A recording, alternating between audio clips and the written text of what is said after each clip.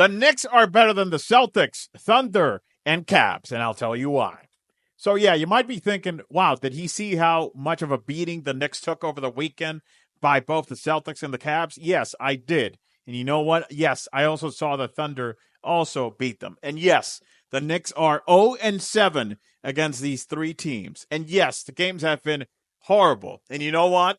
I still believe the Knicks are a better team, and I'll tell you why. So, yeah, you might be in the point of, well, what is he going to come out? Is he going to be Doctor Strange and pull off some magic? No, I'm going to pull off a name that is expected to debut very soon. Mitchell Robinson.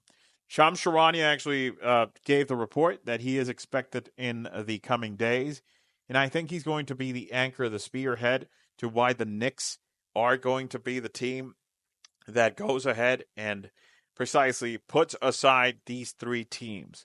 Now, I know you're going to be thinking like, nah, man, are you just negating being objective because you are a Knicks fan, which, yes, I have been my whole life and will be forever and ever. And I think this is the year finally for the Knicks. Now, here's the thing. I know that you're probably going to go at me with, well, the Knicks are 17 in defensive rating and blah, blah, blah, blah, blah. And the Thunder are number one. And, you know, they have all this and they have Shea and they have Jalen and they have Shed and the Celtics are the champions. They have Tatum, they have Brown. And you know, the Cavaliers, they're the greatest thing since LeBron left there and took relevance with them. Had to take that shot, of course. So, yeah, they are still better than them. And here's the thing. Yes, the Celtics, they're the champions, and they're very deep. It's scary to see that team. To be honest, there's many points in which I thought, wow, I wonder if it's going to be possible that the Knicks actually make a team that's going to be wholeheartedly be in the capacity and the level of beating the Celtics. Because, yeah, last year, I think the teams would have matched out fine. I think the Knicks would have actually give, you know, like a good run, 5-6 games, and still lose to them in the conference finals if health would have actually been on the side. But I loved what I saw from that team because in the end, you know, the heart and determination. It takes me precisely to the main person to take in consideration into this, Jalen Brunson. So the Knicks 5 years ago started with accepting the fact they had a problem. And that problem was the fact of how the franchise was run into the ground by James Dolan for 20 years, pretty much, in which misery was the principal companion for everyone on Knicks Nation. It was very tough, but it only took 20 years. Wink, wink. So the Knicks started accepting that and tried to change the process. My heart broke when the draft arrived. I was rooting for the fact that if Tyrese Halliburton was available, they would have drafted him. But, you know, they went with Obi Toppin. To be fair, that's not the only Knicks draft that has sucked. The Knicks, that's one area that needs improvement. Drafting.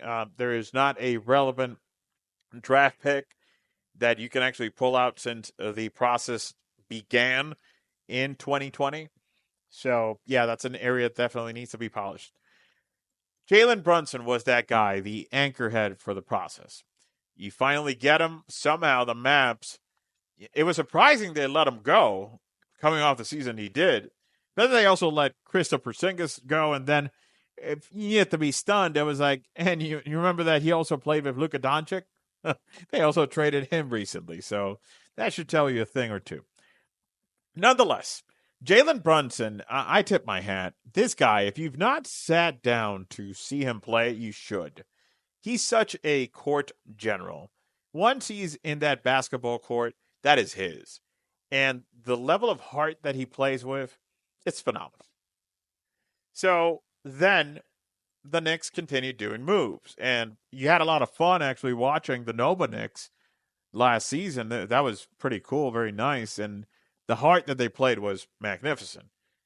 You have to remember, there was a lot of moving parts that actually got renewed for the launching of what and direction you actually want it to go in. Mitchell Robinson is one of those guys that is actually left from all those moves that did happen. And with good reason, you might say, well, he's an injury waiting to happen. And yes, in fact, that's why he hasn't even made his season debut yet. They traded for Karl Anthony Towns, who I've been very critical of.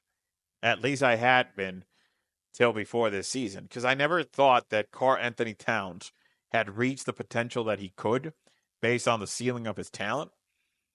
I just didn't see that he was playing with the teeth that he could have, and that has totally changed. It has been granted a great pairing, Jalen Brunson and him.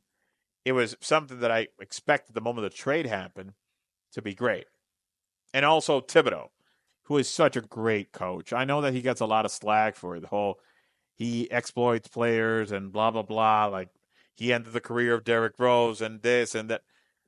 I hold no ill feeling in whatsoever towards the way that Thibodeau coaches. I think that he's a great coach that has been unfortunate in regards of, reaching the promised land as proper. But I think that he will do so. And I like his coaching style. And if anything, he's actually the guy that has led Karl Anthony Towns to play his best season ever. He, along Brunson, have been competing up there in the ranks of the MVP, in fact. So you got to add to this that when Mitchell Robinson comes back, which is expected in the coming days, according to reports of Cham Charania, you're going to have 2 7-footers on the court. And yes, you're going to say, yeah, but Robinson, you can't expect him to go 40 minutes in the playoffs. I don't need him 40 minutes. The rounded team the Knicks have right now includes Brunson, Josh Hart, Anunoby, Mikal Bridges, Karl Anthony Towns, and Mitchell Robinson. That's a heck of a sixth. And yes, we have the rest of the depth in the bench as well, which always plays a good portion in Precious Achua. He's going to be important to come to playoffs. He's another one that when the minutes that he gets are very valuable. He's very good in defense. And here's the thing. Again, many people pay excessive attention to the metrics and all this. And I know, yeah, the Thunder, they're the number one in defensive rating. Great. And, the Knicks, they're a great offensive team, but now they're 17. Have you ever taken a look at really what is the distance of the totals and those numbers? Because when I tell you quickly, yeah, the Knicks are 17 in defense, and then that sounds like terrible, right? I mean, there's only 16 teams that actually make the playoffs, and they're 17, right? The numbers are not far off, as you would expect. And when the playoff basketball time comes, things change totally. Playoff basketball is one thing. This applies for any sport in general. Regular season, another thing. I think that Robinson is going to come in with enough time to build the chemistry. Remember the team, and this is where a lot of people criticize the Knicks and they don't pay enough attention to the fact that also Mikal Bridges and Karl Anthony Towns both arrived via trades prior to the season. Now, yeah, you'll say that Mikal Bridges already played with Brunson and Nova. And yeah, he did.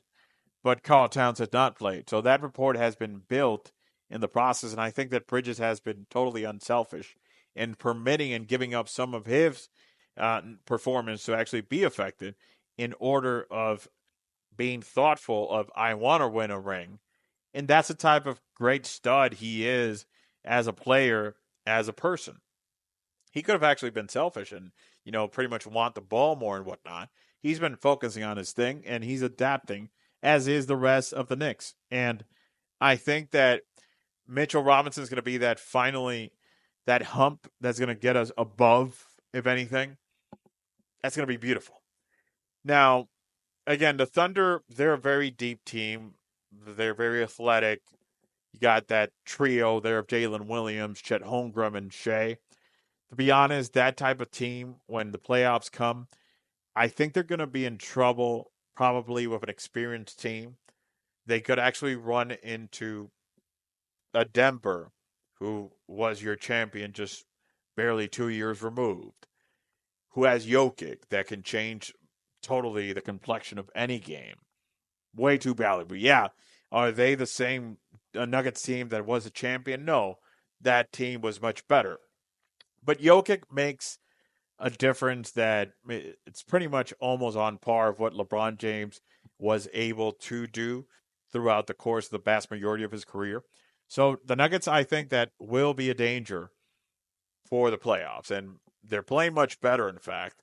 And they're another team that has been dealing with moving pieces. So yes, is the Thunder the better team in paper right now on the West? Yes, they are. But I think even the Lakers could actually do a surprise run.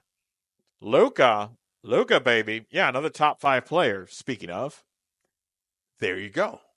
So, yeah, the Thunder, by all means, should reach the finals, but I wouldn't be surprised if they are, in fact, knocked out of the conference finals because of lack of experience. That can play a role. And I see in a similar pace the Caps. That team, I would take that, they've been coming up has the Thunder together and whatnot. They have Mitchell there. They have Mobley, Jared Allen, and well-rounded team as well. But they haven't been to the dance. They have not won. And I can't stress enough how important that is, the playoffs. Yes, has Mitchell been there with Utah? Yeah, he's been there. And I remind you that he lost as well. So winning DNA is very important, which guides me to the Celtics, who is the team to beat. They are a phenomenal team. They are as deep as it gets. It's abusive what they were able to do. They're the only team that actually was able, before the CBA actually kicked in, to compose this. And it took them years. It took them cutting their teeth, but they got there. And they are the team to beat, definitely. I think the Knicks can do it. If both teams face off in the interest of fairness, I think it's a good matchup that you got there.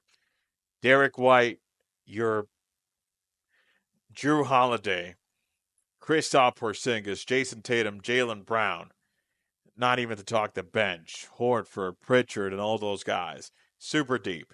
But I think it's a matchup that both teams, all things considered, can match up well. The importance is going to be what Mitchell Robinson represents to the Knicks.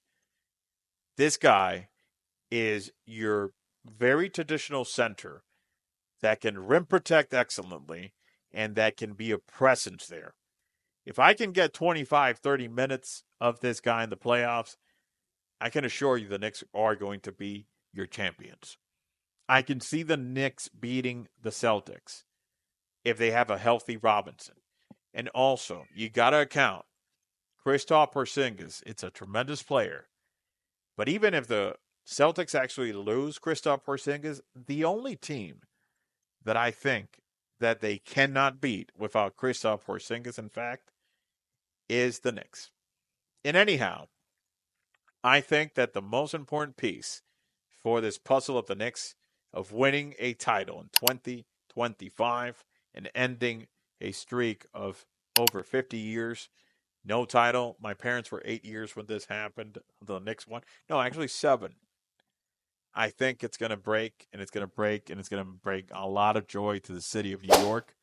And wow, it's going to be beautiful.